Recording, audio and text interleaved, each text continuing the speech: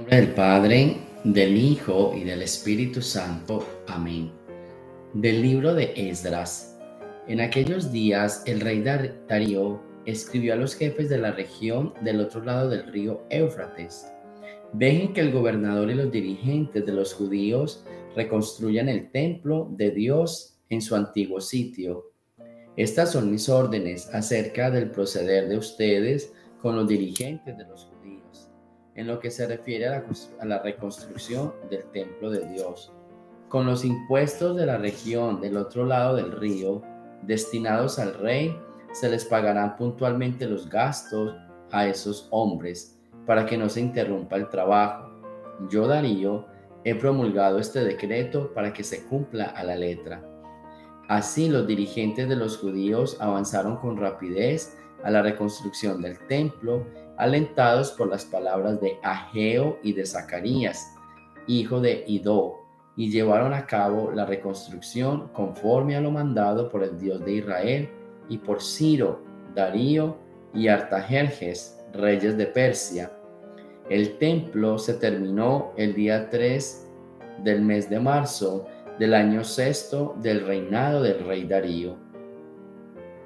Los israelitas, sacerdotes, levitas y todos los demás que habían vuelto de la cautividad celebraron con júbilo la dedicación del templo de Dios.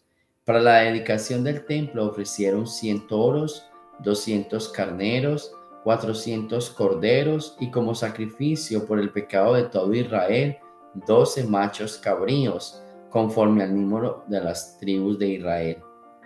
El servicio del templo de Jerusalén se encomendó a los sacerdotes y a los levitas, según el orden que les correspondía, conforme a la ley de Moisés.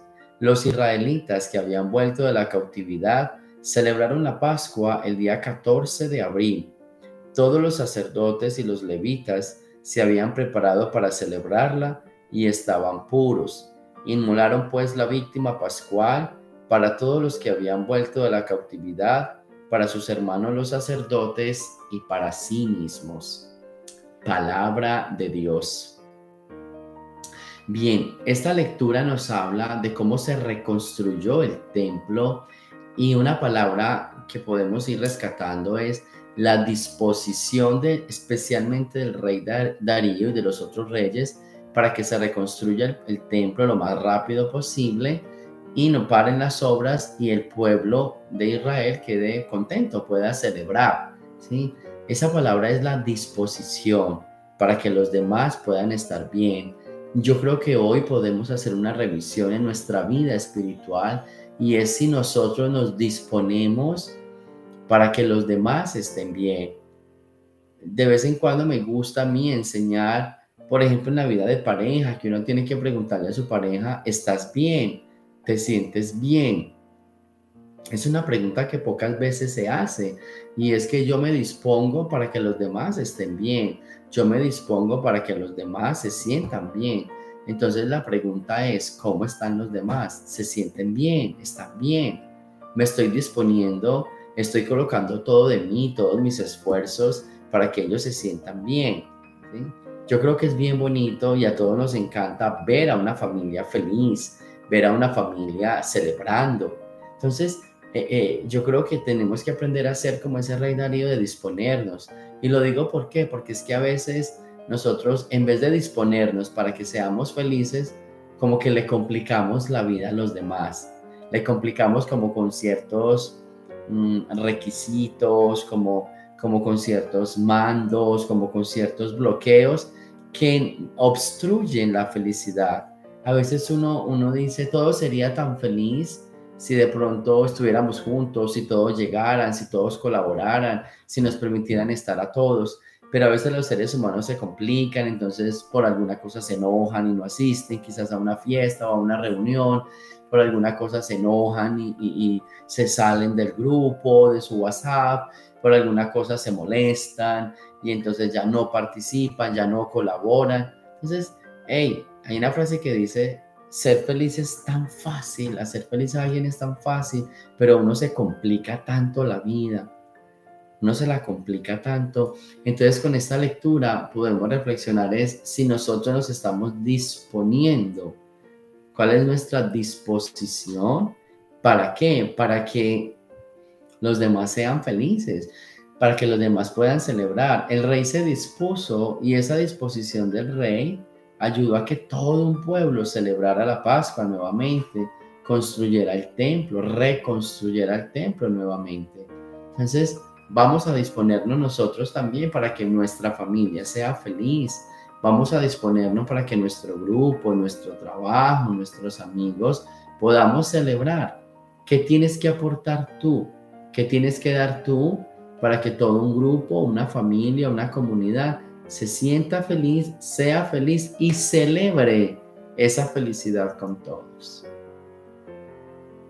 Del Santo Evangelio según San Lucas. En aquel tiempo fueron a ver a Jesús, su madre y sus parientes, pero no podían llegar hasta donde él estaba porque había mucha gente. Entonces alguien le fue a decir: tu madre y tus hermanos están allá afuera y quieren verte. Pero él respondió: mi madre y mis hermanos son aquellos que escuchan la palabra de Dios y la ponen en práctica. Palabra del Señor. Bien, este es un evangelio donde a veces nos quedamos en, tu madre y tus parientes, o tu madre y tus hermanos, ¿cierto? Y entonces a veces nos quedamos ahí, que mi madre y mis hermanos. Entonces María tuvo más hijos y bueno, y ese es el contexto donde siempre nos quedamos. Es un evangelio bien corto y nos quedamos trancados en ese primer versículo, ¿sí? Y digo nos quedamos es porque entonces unos por defender, otros por atacar, y ahí me parece que la respuesta a todo, la riqueza de este texto está al final, cuando Jesús dice: ¿y quiénes son mi madre y mis hermanos? Mi madre y mis hermanos son aquellos que escuchan la palabra de Dios y la ponen en práctica. Entonces aquí viene la pregunta. Todo el que escucha la palabra de Dios y la pone en práctica es la madre de Jesús. Entonces aquí viene la pregunta. María escuchó la palabra de Dios, la puso en práctica, y vamos al Evangelio donde a ella se le anuncia que va a tener un hijo y ella dice: sí, acepto. O sea, escuchó la voz y la puso en práctica. Eso no significa que ella es la madre de Jesús. O sea, a mí me parece que en vez de aplastar a la madre, como algunos creen hacerlo, lo que hay aquí es un engrandecimiento. Lo que le está diciendo Jesús es: mira, no es porque afuera está mi mamá, es que no es por eso que es mi mamá, lo es porque se lo ganó, porque se lo merece, porque escucha la palabra de Dios y la pone en práctica. Y aquí es donde yo digo, esto no es automático, es que no somos buenos porque somos automáticos, somos buenos porque nos lo hemos ganado, porque hemos luchado. A veces en la vida nosotros queremos ganarnos las cosas así, muy diplomáticamente, sin esfuerzos. Pero no, uno tiene que hacer su esfuerzo, lo que decíamos ahora, todos queremos ser felices. Hey, sí, pero tenemos que disponernos, tenemos que hacer un esfuerzo, que la felicidad no llega por sí sola. Yo me dispongo, yo doy, yo comparto, yo me esfuerzo, y ahí se va entendiendo las cosas. Entonces, y esto pasa aquí en este evangelio. Jesús le está diciendo a María, y no solo es madre porque me tuvo, es madre porque escuchó la palabra y la puso en práctica. O sea, se lo ganó. Ese título no se lo llevó en una rifa, se lo merece, se lo ganó. Y entonces viene para todos. Nosotros estamos escuchando la palabra de Dios y nosotros la estamos colocando en práctica. Ese es el punto, escuchar y poner en práctica. Escuchar todos los días la palabra y ponerla en práctica.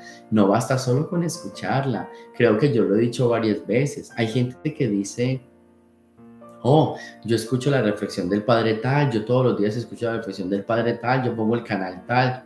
Está muy bien, pero estás escuchando, estás colocando en práctica eso que oyes, y entre más escuches, pues más en práctica tienes que poner. Si escuchas a este padre, si escuchas a esta madre, si escuchas este canal, todo eso que escuchas es para practicar, o si no, ¿para qué se escucha? Se escucha para practicar. Se llama escucha activa. Una escucha activa es aquella que después de escuchar se practica. Entonces hagamos una escucha activa de la palabra. No nos quedemos en, oh, tuvo más hermanos, oh, entonces María tuvo más hijos. Quedémonos en ese piropo, en esa palabra tan bonita que le dice Jesús a la mamá. No es madre solo por el simple hecho de que me tuviste, también lo eres porque escuchaste la palabra de Dios y la pusiste en práctica, porque no dudaste, porque te dispusiste en el plan de salvación. ¿No les parece? Es una obra maravillosa, la disposición de María. Vamos a disponernos también nosotros en ese plan de salvación, que es felicidad, para estar juntos, para estar en comunidad, como hijos de Dios, como hermanos de Jesucristo. Gloria al Padre, al Hijo y al Espíritu Santo, como era en el principio, ahora y siempre, por los siglos de los siglos. Amén. El Señor esté con ustedes. La bendición de Dios Todopoderoso, Padre, Hijo y Espíritu Santo, descienda sobre ustedes y me los acompañe siempre.